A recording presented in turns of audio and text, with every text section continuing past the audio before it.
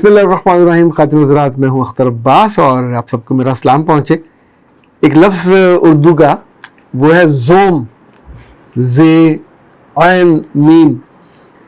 बाज़ लोगों को बहुत होता है, आप इसको मान भी कह सकते हैं, और एक ख़ास तरह का तकब्बर भी ये होता है। किसी को अपने ख़ानदान का ज़ोम होता है, किसी को अपने हुस्न का ज़ोम होता है, किसी को अपने ओहदे का ज़ोम होता है, किसी को अपनी अहमियत का ज़ोम होता है। लेकिन अगर लड़की थोड़ी खुश शक्ल भी हो, खुश अदा भी हो, और उसे जॉब भी किसी अच्छे अदारे में मिल जाए, लाइक किसी ब्रांडेड और मारूफ स्कूल चेन में उसको जॉब मिल जाए, तो आप उसके ज़ोम का और बल्कि ज़ोम को तकब्बर में बदलते देर नहीं लगती। और जितनी लड़कियां जो नई पढ़ी लिखी, जो MSc MS होती हैं या MPhil भी कह लीजिए, जब ये मुख्तलिफ स्कूल की चेन्स में जाती हैं और वहाँ कुछ सालों के बाद ये टीचर्स के ऊपर कोऑर्डिनेटर बन जाती हैं, तो जितना तकब्बर इनके अंदर होता है, वालिदैन से भी बदतमीजी कर जाती हैं और टीचरों पे सख्ती करने के लिए अच्छे खासे अपनी शक्ल को बिगाड़ के रख लेती हैं। ये जो ज़ोम है, इसको उर्दू में ही कहते हैं ज़ोम बातिल, यानी ये ज़ोम एक शिकायत की साथ ही ख़त्म हो सकता है। किसी पेरेंट से शिकायत की, ज़रा ज़ोर से की, तो वो वहाँ से जॉब ख़त्म हो जाएगी। इसी तौर पे अगर जिसको वो रिपोर्ट करती है वाइस प्रिंसिपल को या प्रिंसिपल को, वो नाराज़ हुई या हो गया तो भी जॉब गई।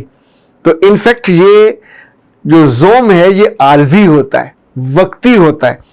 अगर कोई बंदा या बंदी अक्लमंद हो तो इस पोजीशन को वो अपने लिए पजीराई का, मोहब्बत का, इज्जत का, एहतराम का रीज़न और बेस भी बना सकती है। वो लड़कियां जो जॉब करती हैं या जिनको जॉब का सलीका आता है, वो एक एक मंजर से, एक एक फर्ज से, एक एक पोजीशन से अलग अलग चीज़ सीखती हैं। जिनको ये समझ नहीं होती तो उनके सवाल और तरह के होते हैं, उनके इश्यूज भी और तरह के होते हैं। एक बड़े अच्छे बल्कि मारूफ और मकबूल, जिसके पूरे मुल्क में ब्रांचेस हैं, वहाँ की कोऑर्डिनेटर की शादी होने वाली है, तो उसने मुझसे कहा कि सर मैं उससे ज़्यादा खूबसूरत हूँ, मेरा ख़ानदान भी उससे ज़्यादा तकड़ा है और मैं उससे पढ़ी लिखी भी ज़्यादा हूँ, मैंने MPhil किया हुआ है, वो तो MA पास है, और मेरी जॉब की तनख्वाह भी ज़्यादा है। तो वो मेरे उस तरह लाड नहीं उठाता, मुझे उस तौर पे पैम्पर नहीं करता जैसे मैं एक्सपेक्ट करती हूँ। आई एम वेरी अनहैप्पी कि अभी मंगेतर है तो नहीं कर रहा, तो बाद में मेरे साथ क्या होगा। तो मैंने उससे 2-3 सवाल किए, मैंने सोचा कि वो सवाल मैं आपसे शेयर करूं। इनफैक्ट अगर आपको ये सवाल समझ आ गए तो आपको ज़िंदगी की बहुत बड़ी हकीकत समझ आ जाएगी। जब आप किसी भी जगह अदारे में जॉब पे होते हैं तो ये ज़िंदगी का पूरा नक्शा आपके सामने होता है। जिसको आप रिपोर्ट कर रहे होते हैं, ही और she is one of the most important person. अगर वो आपसे नाराज है, आपकी कारकर्दगी से, आपके काम से, आपके वक्त पे आने जाने से, आपकी परफॉर्मेंस से, तो वो कंप्लेंट करेगा चेयरमैन को, हेड को, प्रिंसिपल को, जो भी डायरेक्टर उस अदारे का बड़ा होगा।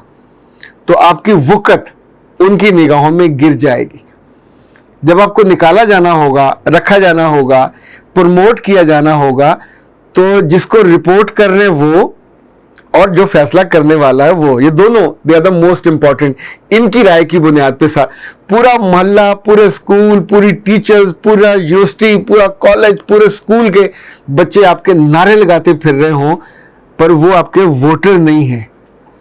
ये लड़की या जो बाकी लड़कियां हैं, जब ब्याह के अपने ससुराल में जाती हैं तो वहाँ जाके सारी समझदारी के बावजूद इस बात को नहीं जज कर पाती कि रिपोर्टिंग अथॉरिटी कौन है और सरबराह कौन है।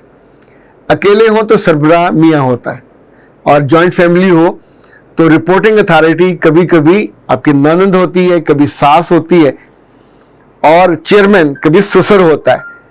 कहीं कहीं मियाँ कहीं उसका वजन ही नहीं होता, किसी गिनती में नहीं होता। सो मियाँ को राजी रखने के बावजूद वहां आपका रहना मुश्किल हो जाता। सास के कहने पे मियाँ डिवोर्स कर देता है, ननद के कहने पे आपको घर से निकाल दिया जाता है, ससुर के कहने पे ठुडे मारे जाते हैं। सो आप सोचते हो मैंने क्या गलत किया? गलत आपने ये किया कि आपने असेस ही नहीं किया रिपोर्टिंग अथॉरिटी कौन सी है। रिपोर्टिंग अथॉरिटी को सुबह सलाम करना बहुत ज़रूरी होता है। اس کو کیسے پتا چلے کہ آپ پہنچ گئے ہیں؟ تو آپ آتے جاتے بہانے سے لانے کو، میم آج تو بہت اچھی لگ رہی ہیں، بڑے اچھے کپڑے پہنے ہوئے، آج فلاں ٹیچر تھوڑی لیٹ آئی ہے. یعنی آپ کوئی نہ کوئی بہانہ کرتے ہو بات کرنے کا یا کسی کو تنگ کرنے کا، تاکہ وہ رجسٹر کر لے کہ آپ صبح وقت پہ وہاں پہنچے ہوئے تھے. اسی طور پہ کہیں چائے کا من ہو، گھر سے آپ کچھ لے کے گئے ہوں، تو آپ اس کو فوراً شیئر کرتے ہو کہ میم آج میری بیٹی نے، آج میری اماں نے، آج میرے میاں نے، واٹس ایور جو بھی اسٹیٹس ہو، اس نے یہ چیز بھیجی تھی تو میں لے آئی، چلیں ابھی ریسیس کا ہے، تھوڑا 2 لقمے آپ بھی لے لیجیے. تو یہ ایک اس کے ساتھ لائزان بنانے والی، یہ آپ ڈائریکٹر کے ساتھ نہیں کر سکتے، یہ آپ پرنسپل کے ساتھ نہیں کر سکتے. اچھا، جس کو ان دونوں اتھارٹیز کی جگہ سمجھ آ جاتی ہے خاندان میں، وہ لوگوں کو سمجھ آتا ہے. ہم ایچ آر میں لوگوں کو پڑھاتے ہیں یونیورسٹی میں کہ ہر بڑے ادارے میں یہ ضروری نہیں ہے کہ اس کا جو چیئرمین ہے، اس کا جو ڈائریکٹر ہے، اس کا جو مالک ہے، ایون اس کی اتھارٹی بھی ہو. یہ کوئی ضروری نہیں ہے. کبھی کبھی وہاں کا پی این سب سے اتھارٹی والا ہوتا ہے، چونکہ جو فائنانسر ہوتا ہے، اگر وہ بیوی ہے یا گھر میں کوئی اور ہے یا کوئی، وہ اس کے بہاف پہ وہاں آپریٹ کر رہا ہوتا ہے. کبھی کبھی اس کو یہ پوزیشن خود مالک نے دی ہوتی ہے، تو لوگوں کے ٹرانسفر، لوگوں کی نوکریاں، آنا جانا، لوگوں کی شکایتیں، یہ سب رپورٹنگ اس نے کرنی ہوتی ہے. تو اس بچی کو میں نے سمجھانے کی کوشش کی جو اس کو سمجھ نہیں آئی. بہت سی چیزیں ایسی ہیں جو آپ اپنے طور پہ پرسیو کر لیتے ہو. لائک آپ بہت خوبصورت تھے، جب آپ جاب کے لیے گئے تو خوبصورتی وجہ نہیں تھی، آپ کی پریزنٹیشن وجہ تھی، آپ کی ڈگری دوسری وجہ تھی، آپ کا اپنے مضمون پہ کمانڈ ہونا تیسری وجہ تھی.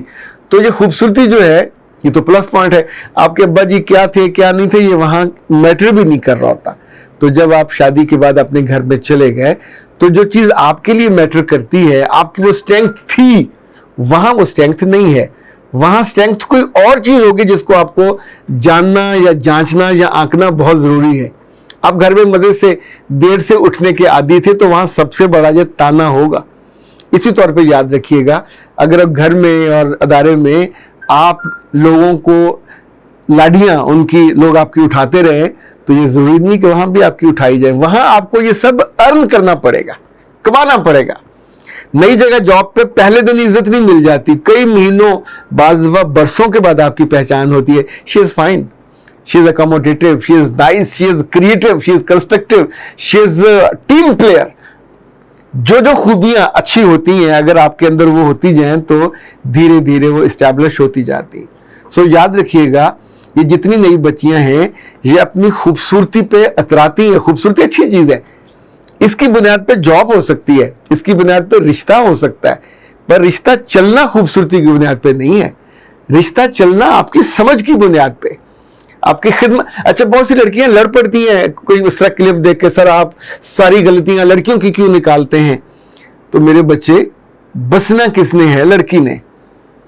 اس جگہ اس نوکری پہ کس نے رہنا ہے؟ لڑکی نے. تو جس نے بسنا ہو، جس نے رہنا ہو، چھوڑنے میں کون سا وقت لگتا ہے؟ ایک اپلیکیشن لکھیں، ایک بدتمیزی کریں، یا وہ نکال دیں گے، کان پکڑ کے آپ کو باہر کھڑا کر دیں گے.